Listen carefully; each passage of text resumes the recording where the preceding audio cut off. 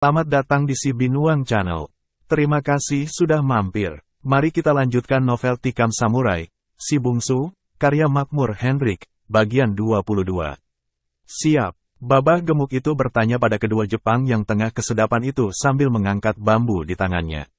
Ayo kita main, ujar seorang Jepang pada Baribeh yang kemudian menggamit si Jul dan Bungsu untuk ikut memasang taruhan. Mulailah. Jepang yang berkepala botak dan bertubuh kurus berkata sambil tetap menghisap candunya. Si Bungsu melihat babah gemuk itu mengambil 3 buah dadu dari piring yang tertelentang di tikar. Kemudian memasukkan ke dalam bambu yang panjangnya lebih dari sejengkal itu. Si Bungsu memperhatikan jari tangan babah. Aneh, Cina itu bertubuh gemuk dengan perut buncit. Namun jari tangannya tidak selaras dengan tubuhnya yang subur itu. Biasanya orang gemuk jari jemarinya pastilah bulat gemuk pula. Tapi jari-jari babah ini kelihatan langsing dan panjang. Berbeda dengan Cina tua lainnya, yang biasanya membiarkan kukunya tak terawat, kuku babah ini kelihatan dipepat bersih. Kini dia tengah mengguncang bambu yang berisi dadu itu. Terdengar bunyi dadu saling berputar dan beradu dalam bambu tersebut. 4 kali putaran cepat, tiba bambu itu ditelungkupkannya di atas piring. Dalam waktu yang sangat singkat, terdengar ketiga buah dadu itu jatuh ke piring. Babah itu melepaskan tangannya dari bambu. Dan bambu itu tertegak di atas piring menutupi ketiga butir dadu di dalamnya. Baribeh memasang taruhannya pada angka 2, 3, dan 4. Dia memang bertaruh begitu, main tebak di banyak nomor. Biasanya salah satu pasti kena. Sementara si Bungsu hanya memasang di 1 nomor. Dan dalam 4 kali meletakkan taruhan tadi, dia tetap bertahan memasang di 1 nomor saja. Kini pun dia bermaksud begitu, mengambil uang dari kantongnya. Kemudian meletakkan di angka 1. Si Juling memasang di nomor 4, yaitu di angka pasangan Baribeh. Babah gemuk itu mengangkat bambu yang menutupi dadu. 1, ya, ketiga dadu itu menunjukkan angka 1 di atasnya. Baribeh tercengang, Juling tercengang. Perwira Jepang yang satu itu, yang kali ini tak ikut memasang taruhan juga tercengang. Si Bungsu ternyata menebak dengan tepat dan memenangkan taruhan. Babah gemuk itu tersenyum, kemudian membayar pada si Bungsu sebanyak 6 kali lipat dari taruhannya yang dipasang. Lambat dia memasukkan lagi buah dadunya. Kemudian memutar dadu dalam bambu itu. Setelah 5 kali putaran cepat, bambu berisi dadu itu dengan cepat dia telungkupkan. Kembali terdengar suara mengerincing ketika buah dadu jatuh di atas piring di bawah telungkupnya potongan bambu. Si Bungsu memasang telinganya. Kalau dulu sebelum mengungsi, selama 2 tahun ke gunung dia selalu menang main dadu adalah berkat pandainya dia main curang, maka kini lain halnya. Dulu dialah yang memegang dadu. Dan selalu dadunya hanya sebuah. Dia bisa memainkan dadu itu. Kini dengan 3 buah dadu, dia mengandalkan pendengarannya. Kalau saja dia tak pernah berlatih di Gunung Sago, mungkin kini dia akan kalah terus. Sebab babah gemuk itu lihainya bukan main pula. Tapi kini dia dibekali dengan pendengaran set ajam pendengaran macan tutul. Dengan jelas dia mendengar jatuhnya buah dadu itu ke piring. Dia juga bisa membedakan bunyi angin yang tertekan, tergantung dari banyak atau sedikitnya lobang pada dadu itu yang menghadap ke bawah. Dadu yang keras bunyi jatuhnya, pastilah yang sedikit lobang yang menghadap ke bawah. Sebab pada lobang itu sedikit angin yang tertahan. Kalau lobang 6 yang menghadap ke bawah, maka bunyinya akan lebih lunak dibandingkan dengan angka 1. Sebab dalam lobang dadu yang 6 buah itu angin banyak tertahan dan membuat jatuhnya lebih pelan. Hanya kini dibutuhkan kepandaian menerka tepat antara lobang 6 dengan lobang 5. Untuk membedakannya dibutuhkan keahlian bertahun-tahun. Namun bagi si Bungsu hal itu sudah merupakan kaji menurun. Dia memang seorang penjudi ulung sebelumnya. Kini dengan pendengarannya yang tajam, dia segera dapat menebak. Kalau 4 taruhan terdahulu dia hanya ingin coba, maka kini dia bertaruh dengan penuh keyakinan. Semua uang kemenangannya tadi dia taruh di angka 1, 4, dan 6. Baribeh menaruh uangnya di angka 3 dan 5. Perwira Jepang yang satu itu menaruh taruhannya di angka 6, Juling menaruh di angka 1. Sudah, si babah bertanya. Tak ada yang menyahut. Mereka semua menatap diam pada piring itu. Babah gemuk itu mengangkat bambu. Dan kembali mereka terkejut. Ketiga buah dadu itu menunjukkan angka persis seperti taruhan si bungsu. Yang muncul di atas adalah mata 1, 4, dan 6. Dengan demikian, dia kembali memenangkan taruhan. Perwira Jepang yang memasang di angka 6 ikut bersorak gembira. Demikian pula si Juling yang menaruh uangnya di angka 1. Mereka menerima bayaran taruhannya. Si Babah membayar dengan tenang. Matanya sesekali menatap pada si bungsu. Dan bulu tengkuk si bungsu merinding melihat kilatan mata Babah gendut itu. Namun dia tetap duduk diam di tempatnya. Tongkat samurainya dia letakkan di paha. Siap menanti segala kemungkinan. Lagi pula apa yang harus dia takutkan? Bukankah pertaruhan ini jujur? Bukan dia yang jadi bandar. Dia hanya pemasang taruhan. Dalam perjudian, biasanya yang selalu curang adalah bandar. Dan kini pun kalau akan ada huru-hara, maka itu hanyalah karena dua soal. Pertama karena bandar curang, dan ini tak kelihatan tandanya. Dan kedua karena bandar atau salah satu pihak tak rela kalah. Dan ini pun tak ada atau belum ada tandanya. Meski telah membayar cukup banyak dalam 2 kali taruhan ini, tapi Babah gemuk itu membayar masih dengan tersenyum. Dia tampaknya memang cukong yang siap berjudi dengan siapapun dan dalam taruhan berapapun. Kini jarinya yang panjang dan kurus itu mulai mengambil buah dadu. Memasukkan ke dalam potongan bambu dan mengangkatnya tinggi. Si bungsu kebetulan sedang menatapnya pula. Mereka saling pandang. Babah itu tersenyum. Dan kembali urat darah di tubuh si bungsu mengencang melihat tatapan dan senyum Babah gemuk ini masih bersama si Binuang Channel. Mari kita lanjutkan novel Tikam Samurai, Si Bungsu, karya Makmur Hendrik, bagian 23. Lambat tangan si Babah mulai memutar bambu berisi dadu. Suara dadu terdengar bersentuhan dan berputar di dinding tabung bambu pendek itu. Mata Babah gemuk itu bergantian menatap si bungsu, Baribe, perwira Jepang dan si Juling. Menatap sambil tangannya tetap memutar tabung bambu berisi dadu tersebut. Si bungsu tidak lagi menatap pada si Babah.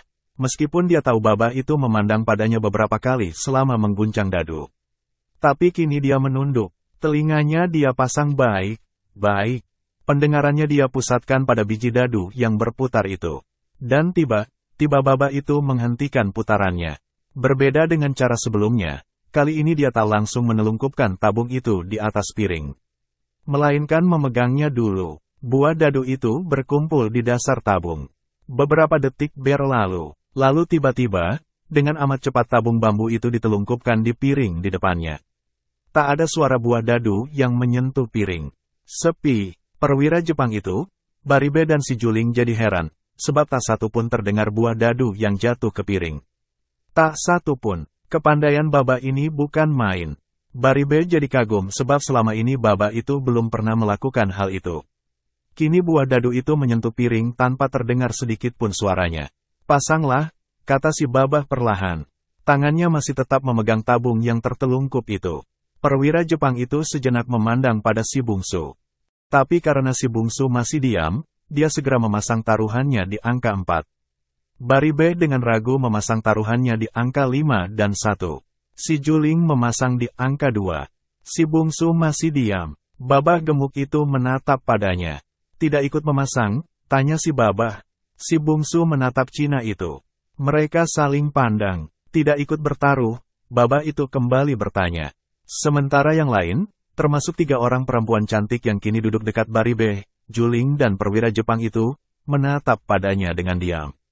Pasang saja taruhannya, Babah itu berkata lagi. Taruhan baru saya pasang kalau dadunya sudah jatuh di piring, si bungsu berkata perlahan.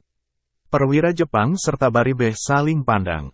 Mereka jadi ragu atas ucapan anak muda ini. Apakah buah dadu itu memang belum jatuh ke piring? Masakan belum. Mana bisa dadu itu tergantung atau tertahan di atas dalam tabung bambu itu? Mustahil. Jatuhkanlah buah dadu itu ke piring, baru saya memasang taruhan. Ujar bungsu. Babah itu tersenyum. Mau tak mau dia terpaksa harus memuji keunggulan pendengaran anak muda ini. Anak muda yang luar biasa, pikirnya. Luar biasa lihainya berjudi. Sebuah dencingan halus terdengar di dalam tabung itu. Sebuah dadu jatuh. Sepi setelah itu. Si bungsu masih tetap menunduk. Memasang telinga. Sebuah dentingan lagi. Dan sepi. Babah itu mengangkat tangannya dari bambu tersebut.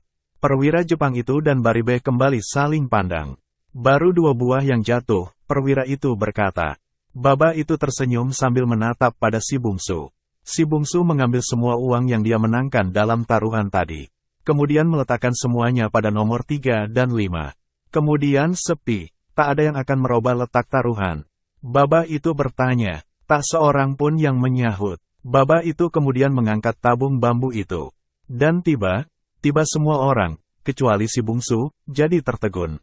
2 di antara 3 dadu itu memang menunjukkan angka seperti yang ditebak si bungsu. Mata dadu yang muncul di atas adalah mata 1, 5 dan 3. Berarti 2 taruhannya menebak tepat dan benar. Dia tak memasang taruhan pada angka 1, namun itu tak mempengaruhi kemenangannya. Si Babah mulai berpeluh. Dia terpaksa tegak dan berjalan menuju biliknya. Tak lama dia muncul membawa sebuah kantong besar. Lalu duduk lagi di tempatnya tadi dan membuka kantong yang tadi dia bawa. Menatap ke uang taruhan si bungsu beberapa saat. Kemudian mulai menghitung uang yang dia ambil dari dalam kantong. Dan meletakkannya pada uang taruhan si bungsu. Si bungsu hanya menatap dengan diam. Dia tahu, meski Baba itu tak menghitung taruhannya, namun Baba itu tahu dengan pasti berapa harus membayar. Suatu keahlian yang jarang tersua. Menghitung uang dari jarak tertentu tanpa menyentuhnya. Dari 100 penjudi lihai, barangkali ilmu ini hanya terdapat pada 1 atau paling banyak 2 pejudi. Dengan demikian, si Baba telah menunjukkan 2 ilmu simpanannya. Pertama, demonstrasi tenaga dalam, yaitu tatkala tadi dia menahan ketiga dadu itu di bahagian atas tabung bambu.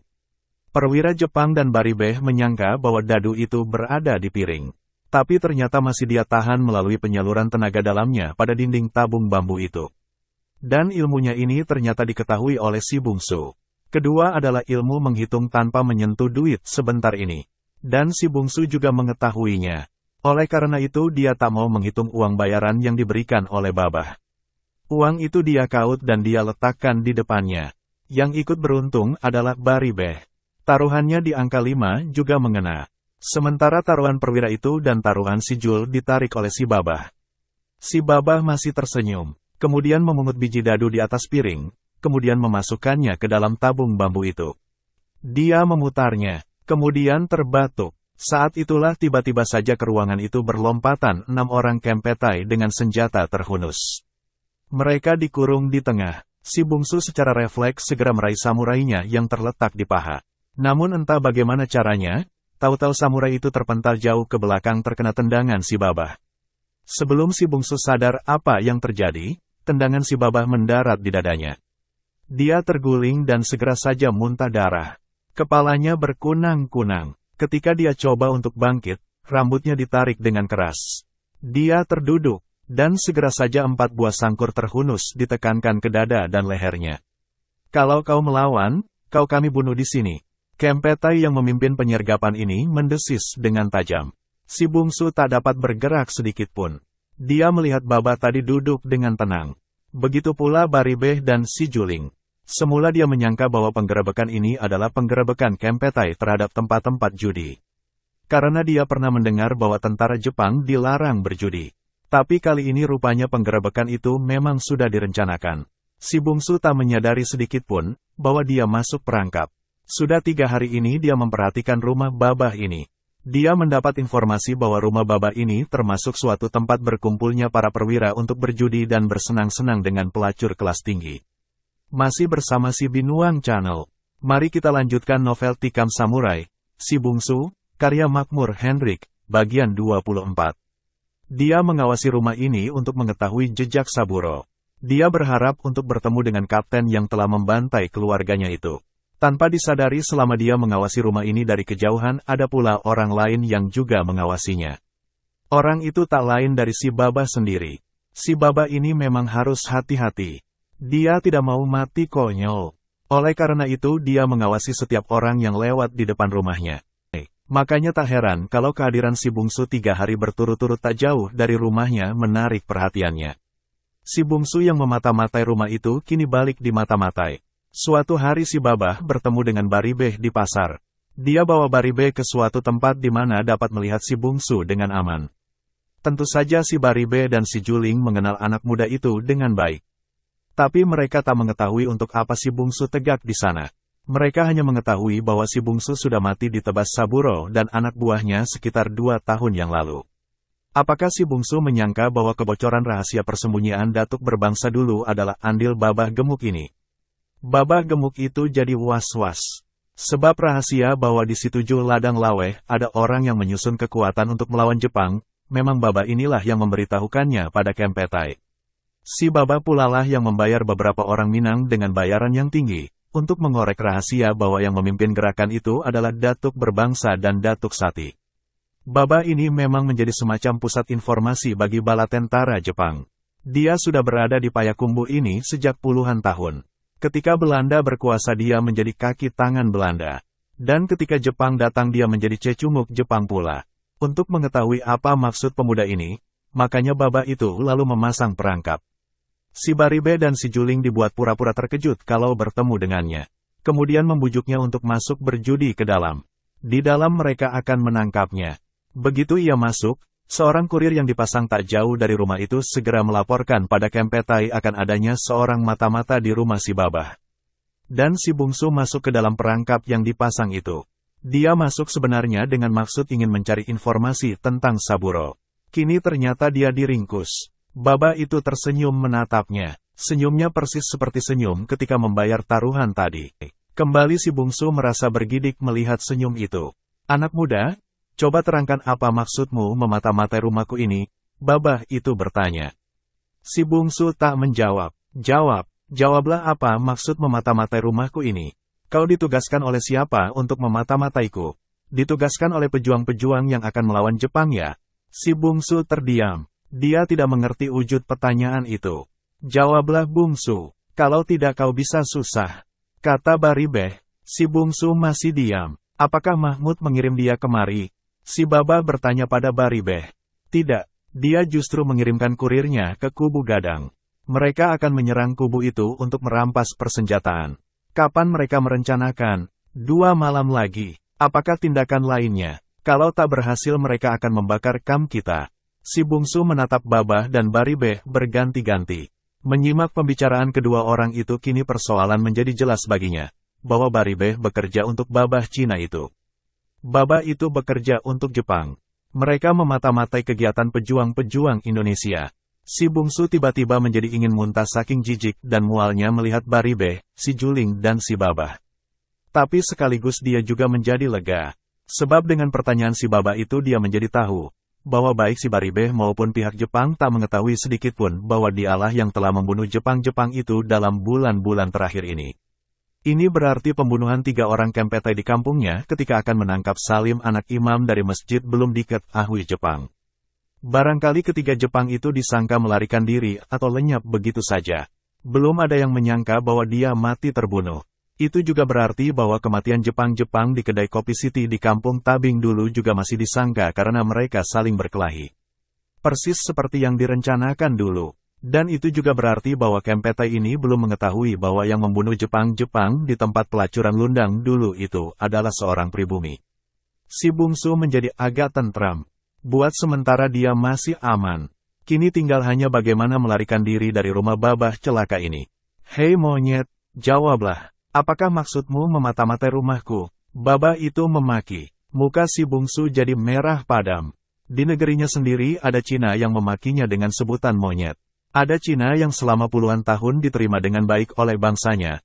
Diterima di tengah pergaulan dan mencari makan di bumi negerinya dan hidup dengan aman selama puluhan tahun itu. Berani memaki dirinya. Memaki anak negeri di mana dia hidup menompang dengan sebutan monyet. Alangkah jahanamnya. Dia tatap mata si babah. Dan saat itu perwira yang tadi masuk ke bilik si Amoy anak si babah, muncul di pintu. Dia mendengar bentakan, dan cepat-cepat menyudahi permainannya. Lalu memasang celana dan baju.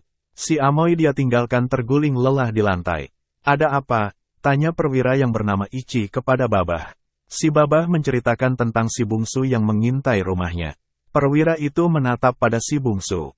Paksa dia untuk bicara. Barangkali dia ikut ketika mencuri senjata di kubu Gadang dulu. Kata Ichi sambil berjalan ke sudut ruangan mengambil minuman. Bicaralah, kata si babah pada si bungsu. Kali ini tangannya bergerak, mengambil biji dadu sebuah, meletakkannya di antara ibu jari dan telunjuk kanannya. Kemudian, menembakkan buah dadu itu ke arah si bungsu. Tanpa dapat ditahan, si bungsu terpekik. Biji dadu itu menghantam daun telinganya sampai robek. Darah mengucur dari sana. Namun si bungsu tak dapat bergerak. Sebab 4 bayonet masih menekan dada dan lehernya. Dapat dibayangkan betapa tingginya ilmu Baba itu.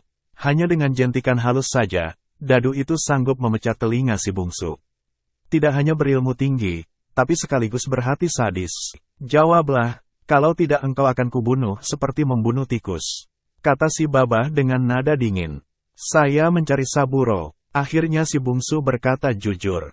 Saburo, ya, Tai Saburo Matsuyama, ya, untuk apa kau mencarinya? Ada persoalan yang harus kuselesaikan. Persoalan apa?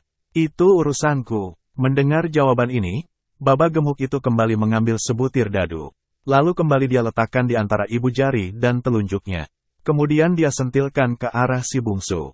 Kembali si bungsu terpekik. Sebenarnya dia telah berusaha untuk menahan sakit.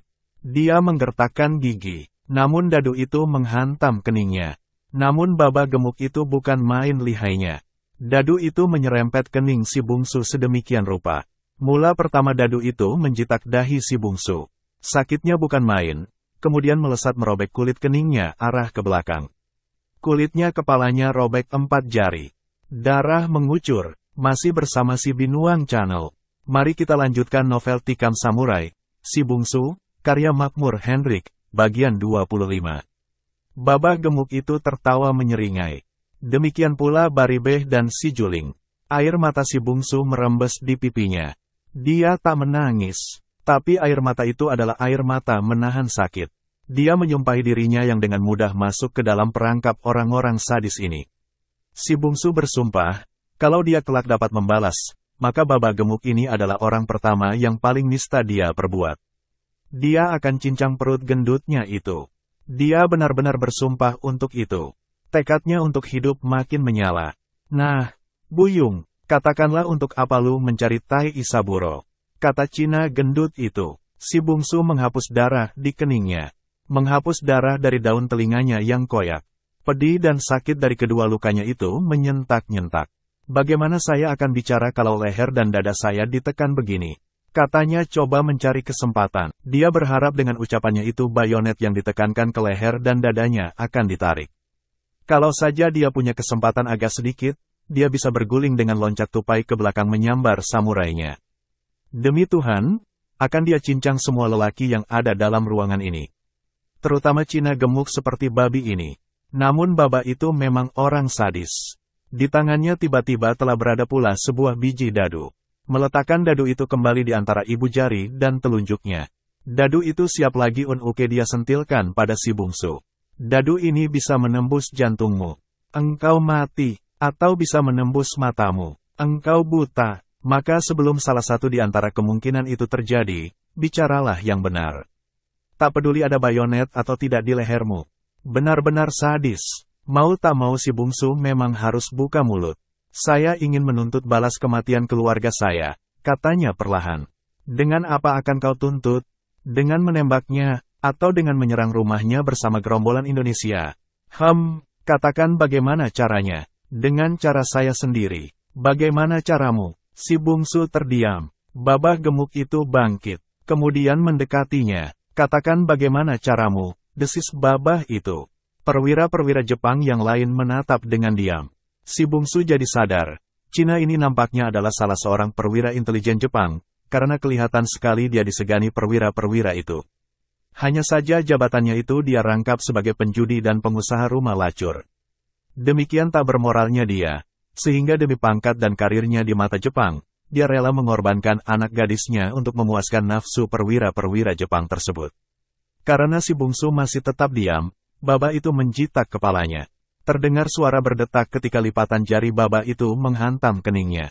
Keningnya segenap bengkak sebesar telur. Katakanlah dengan siapa kau akan pergi menyerang Tai Saburo, dan di mana kalian akan berkumpul, monyet. Kepalanya yang kena jitak amat sakit, tapi yang lebih sakit adalah hatinya. Benar-benar sakit hati si bungsu menerima perlakuan Babah gemuk ini. Pertama cara dia menekek atau menjitak kepalanya tadi. Benar-benar menyinggung hatinya. Kemudian ucapannya menyebut, monyet, benar-benar menyakitkan. Saking sakit hatinya, anak muda itu lupa mengontrol diri. Tanpa dapat dia tahan, dia meludahi muka babah gemuk itu. Ludahnya menghantam wajah si babah. Anak muda ini benar-benar lupa diri saking marahnya. Dia tak sadar sama sekali, bahwa dengan perbuatannya ini dia bisa dibunuh si babah seketika. Kalau itu terjadi, maka dendamnya pada Saburo takkan pernah terbalaskan. Namun si babah yang mukanya sudah seperti udang direbus itu benar-benar tak memberi ampun. Kakinya melayang, si bungsu yang memang tak pernah belajar silat itu kena hantam dadanya. Tubuhnya tercampak, dan masih belum mencecah lantai, dia sudah muntah darah. Kemudian tubuhnya jatuh, masih belum dia sadari apa yang terjadi, ketika sebuah tendangan kembali mendarat di rusuknya. Sakitnya bukan main, dia mendengar tawa si babah. Yang menendangnya barusan ini ternyata si Baribeh. Untung si Baribeh, sebab kalau Cina itu yang menendang, dia yakin 4 rusuknya akan patah. Tendangan Baribeh itu membuat dia terguling lagi. Dia tertelungkup diam, kening, telinga, mulut dan hidungnya melelehkan darah.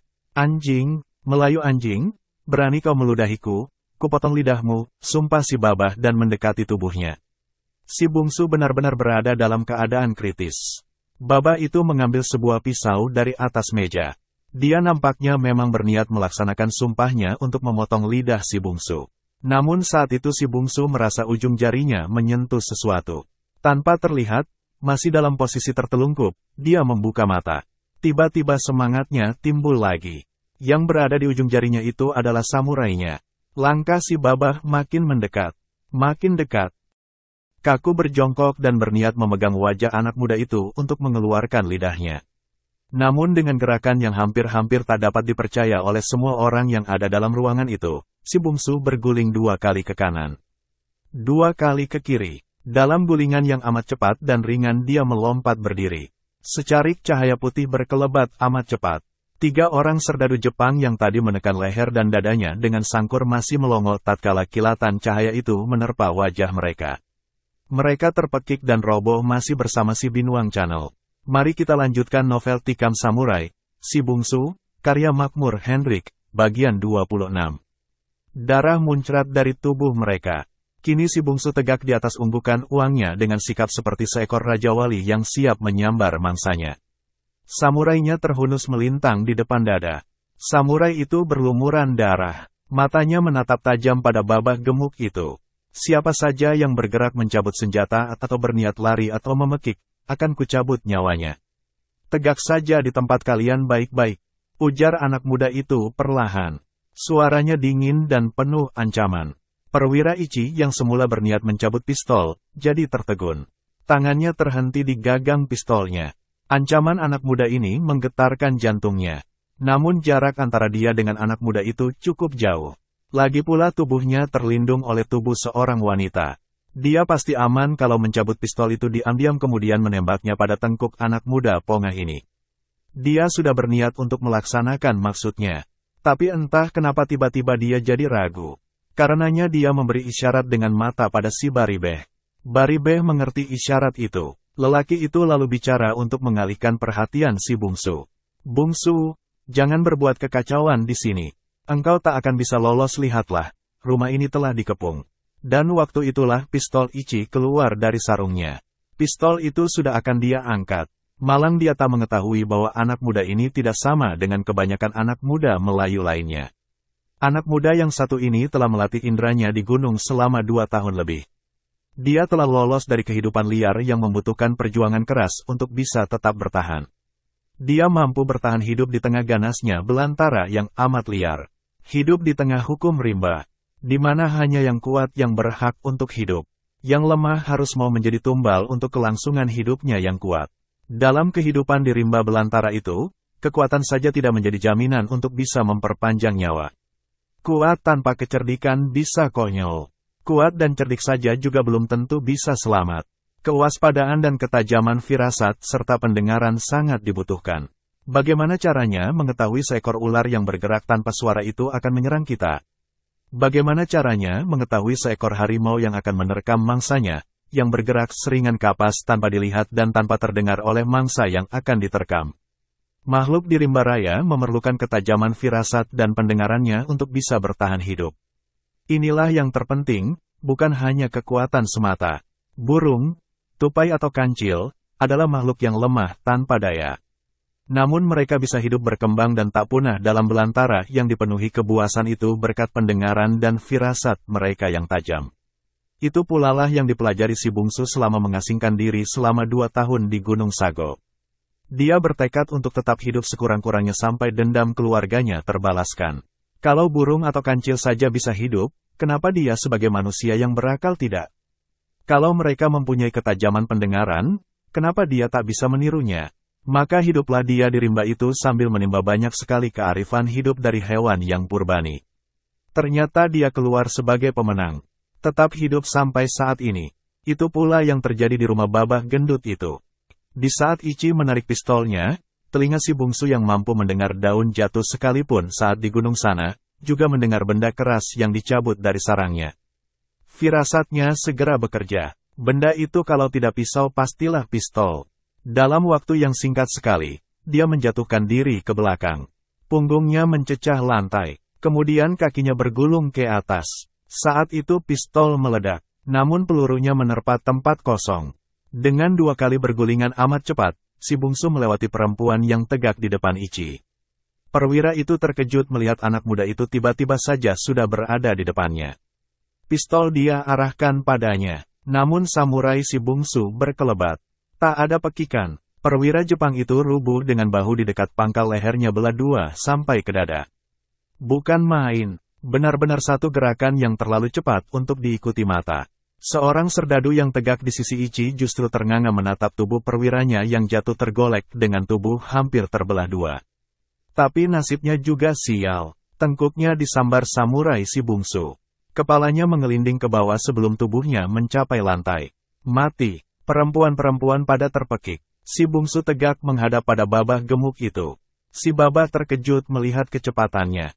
Sementara si Baribe dan si Juling tegak merapat ke dinding belakang si babah. Muka mereka pucat ketakutan. Tak pernah mereka bayangkan sedikitpun, bahwa anak muda yang pernah mereka lanyau di surau ketika mereka kalah judi dahulu akan menjadi begini hebatnya. Lu jangan banyak lagak di depan Wi. Lu Wi bikin ayam potong. Ujar si babah sambil menyeringai buruk. Si bungsu memandangnya tak berkedip. Matanya yang biasa bersinar lembut kini membersitkan api amarah yang dahsyat. Samurainya membelintang di depan dada. Dia tegak dengan sikap gagah. Kemudian terdengar suaranya bergema, dingin dan datar. Gendut, engkau telah hidup di negeriku ini sebelum aku dilahirkan. Bahkan mungkin kalian hidup sejak dari moyang kalian di sini. Di sini kalian hidup dan mencari nafkah. Pernah kalian diganggu anak negeri ini? Pernah kalian dihalangi untuk mencari nafkah? Tak pernah, kan? Bahkan kami menganggap kalian sebagian dari masyarakat kami. Kita sama-sama berhak hidup dan mencari kehidupan di negeri ini. Tapi apa kini yang kau perbuat untuk membalas kebaikan anak negeri ini? Yang telah berbaik hati menerima kalian hidup beberapa keturunan dengan damai di negeri ini. Dia berhenti sebentar.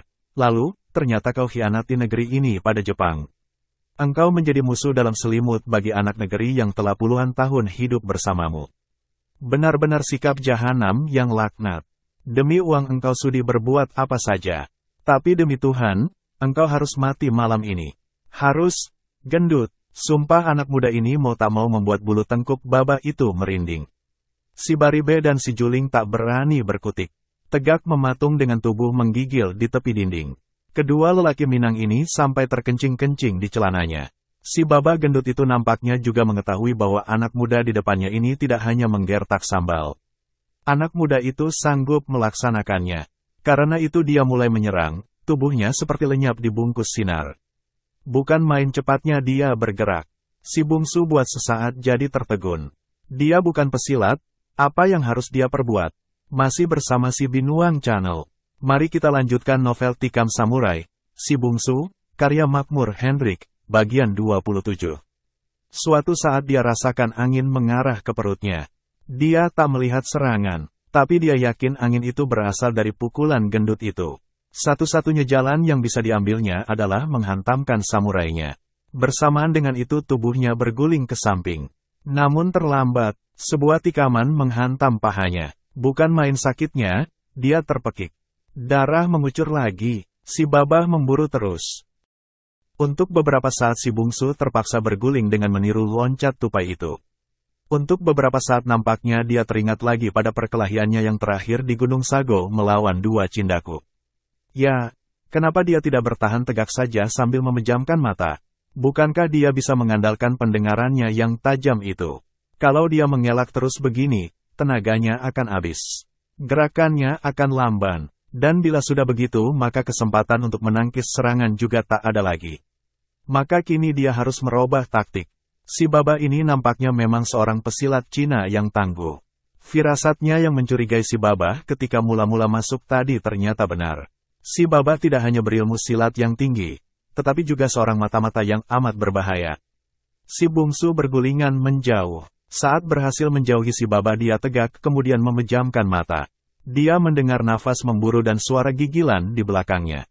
Kemudian langkah menggeser. Masih dalam keadaan memejamkan mata, dan masih dalam keadaan merasakan sakitnya telinganya yang koyak, keningnya yang luka dihantam dadu si Baba, dan paha yang luka kena tikam pisau, dia menghayunkan samurainya ke belakang.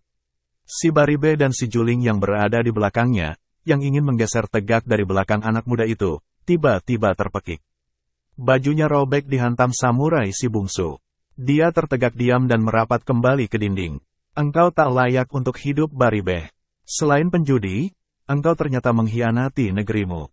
Orang semacam engkau tak layak mengaku sebagai anak Minangkabau. Karenanya engkau juga tak layak hidup di negeri ini. Suara si bungsu bergema perlahan. Tapi nadanya mengirimkan gigilan yang amat menakutkan ke jantung si Baribe dan si Juling. Anak muda itu bicara dengan mata yang masih terkatup. Dia harus membagi inderanya antara mengawasi si Baribe dan si Juling dengan gerakan si Babah gemuk.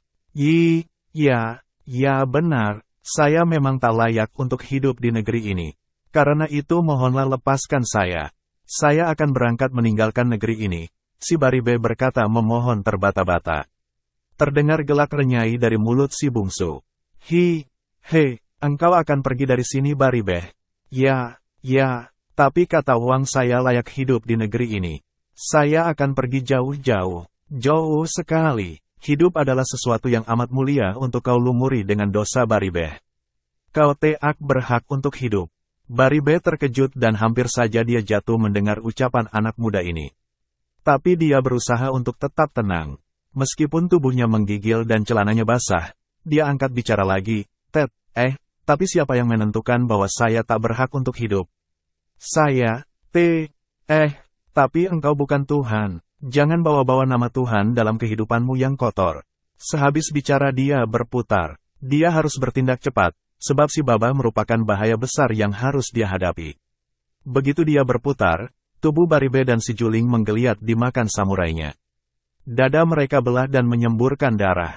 Dua orang pengkhianat yang bekerja untuk seorang Cina yang memata-matai negerinya telah mati. Mati di tangan anak muda yang pernah mereka lanyau. Kini si bungsu tinggal memusatkan perhatiannya pada si Babah gemuk itu. Namun saat itu di luar terdengar seruan dalam bahasa Jepang.